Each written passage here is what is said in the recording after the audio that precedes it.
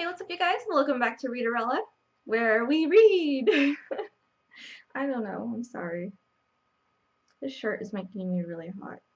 It's really. Do you like it? I got it at Zulily, and it reminded me of like steampunk. So it's like this, and then you tie it like in the back, and then it has. Move, chair! You're in my way. And it has like ruffles. It's a dress. I like it. Pair it with like leggings and like boots, and maybe I'll do an outfit of the day and I'll post it up on Hazarella if I can get.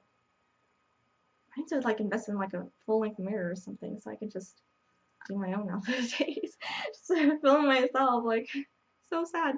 Anyways, I'm here to do a book review, and my hair is like changing colors. Like, do you see that? It's like pink, and then now it's like not. Okay, sorry. I'm getting like hot flashes or something. Like, this is like really freaking warm. Wow. I love it though. It's really soft. Like, it's really cozy. Anyways, I'm here to do a book review. And the book I am reviewing today is a book that a lot of people have been talking about. I actually read this quite a long time ago, and I didn't really, it didn't really make any sense to me when I finished the book. Like, the day that I finished the book, I was just like, that was really weird. And then I went to go do dishes, right? And as I was doing dishes, I was like, oh my god, I get it. And I was just like, and I just like had to call somebody. So I called my husband, he was at work or whatever. And I was like, call me, I need to tell you something. And so like he was like, okay. Don't you hate that when nobody shares your excitement? Anyway, so the book I am reviewing is We Were Liars by Lockhart. Yes, a lot of people have been talking about this book like over the summer, and I am just now reviewing it, even though I did read it over the summer, just because I didn't really know like how to put my thoughts into like words. Like, what did I think about like the book? Okay, so let me start from the beginning. Let's start with the characters. This story follows Candace, who has been recovering from an accident where she doesn't remember anything that has happened. She doesn't remember anything about the accident. She doesn't remember why it happened. She doesn't remember if somebody had led her there or if she went on her own. She doesn't remember absolutely nothing about the accident.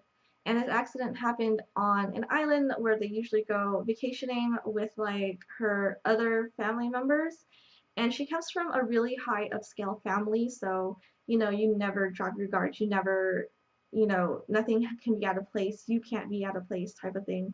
And so she has kind of skipped the last couple summers going over there because her mother is afraid that she's going to relapse and she doesn't really know how to deal with it. But Candace right now is trying to remember what happened. As with anybody who has a big void of memory in her brain and they can't remember what has happened, she suffers from chronic headaches that actually make her sick. And the doctors say that like stress can trigger even worse. So her mom tries to keep everything kind of normal for her, and she's a little bit overprotective.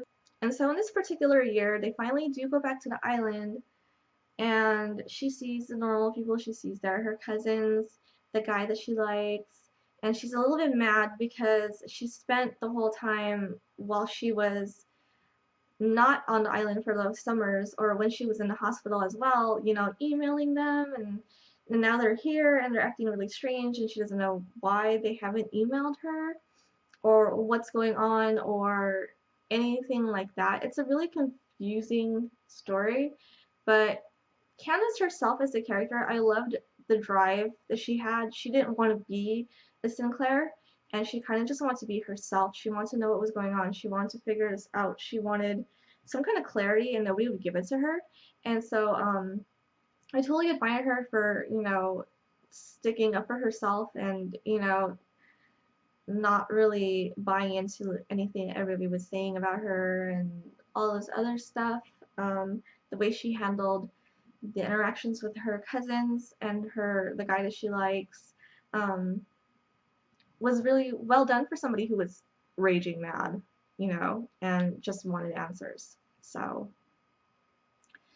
the plot itself is very fast-paced. From the very beginning, you kind of get a good understanding of what kind of family she comes from, up until the very end, where it still kind of feels kind of sketchy on if her family is actually there for her or if they're just trying to be there for her because they feel like they have to, like not because they really care, if you know what I mean, like, you know, to keep up that image kind of way.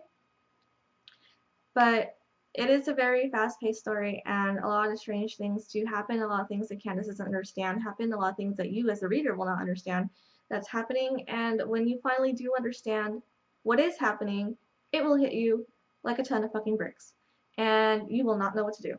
Your mind will just be all over the place, like literally all over the place. I'm still trying to recover, so that says a lot considering I read this like in what, like June or something, like 6 months ago. But it is a really great story. It's one of those ones that kind of mess with your head a little bit, but not like in a suspenseful kind of way, more like in a mystery, an innocent mystery kind of way. And you just want to know what happens. You just want to know what's missing. Like, you just want to recover those memories right along with Candace and know what is going on and why nobody's talking about what happened, why nobody's giving answers, why everybody's acting so strangely, and